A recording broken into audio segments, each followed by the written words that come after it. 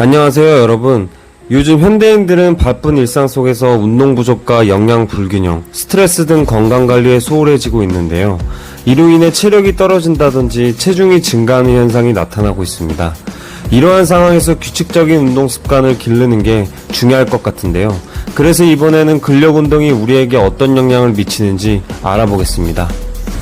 우리가 흔히 근육량이라고 표현하는 것은 골격 근육에 해당합니다. 체중의 약 40%를 차지하는 근육은 뼈를 보호하고 체형을 유지하고 운동 기능을 수행하는 역할을 하는데요.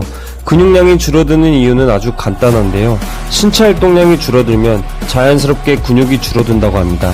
여기에 나이가 들면 신체 노화로 인해 근육 세포수가 감소하면서 근육량이 급격히 감소하게 되는데요. 학계에서는 40대 이후부터 매년 1~2%씩 근육량이 감소한다고 보고 있습니다. 여기에 고열량 식사, 음주 등 근육 생성을 방해하는 생활습관까지 겹치면 근육은 점점 줄어들게 된다고 합니다. 근육량 감소는 단순히 근육량이 줄어든 데에서 그치지 않고 여러가지 질환을 불러일으킨다고 하며, 먼저 근육이 줄어들면 운동신경이 둔화되고 뼈를 단단히 받쳐주지 못해 골절 위험이 커진다고 하며, 관절 유연성도 감소하여 관절염 위험률이 높아진다고 하니 유의해야겠습니다. 근육이 줄어들면 근육의 에너지원인 포도당이 몸에 계속 쌓이는데요. 이 때문에 당뇨병이 생길 수 있고, 뿐만 아니라 신진대사로 소비되는 칼로리 양이 줄어들어 혈액의 지방에 쌓이면 심혈관 질환 위험률이 대폭 상승한다고 합니다. 중요한 것은 나이가 들면서 근육량이 줄어들게 된다고 하는데요. 근섬유가 빠르게 위축되고 수와 크기 자체도 줄어들고, 또 각종 신체 기능이 떨어지면서 만성염증, 인슐린 저항성 증가 등으로 근육세포가 점점 줄어든다고 합니다. 하지만 노화에 따른 근육량 감소를 당연한 것으로 치부해서는 안 될 것 같은데요.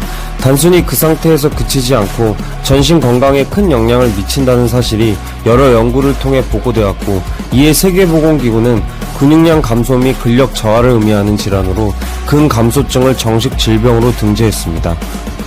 우선 근육량이 줄면서 근기능과 골밀도가 떨어지면서 낙상 등 부상에 취약해지며, 게다가 기초대사량도 낮아져 지방이 축적되기 쉽고, 이는 결국 비만으로 이어질 수 있다고 하며, 또 근감소증은 당뇨병, 고혈압, 뇌졸중, 치매 등의 발생과도 연관이 깊다고 하는데요.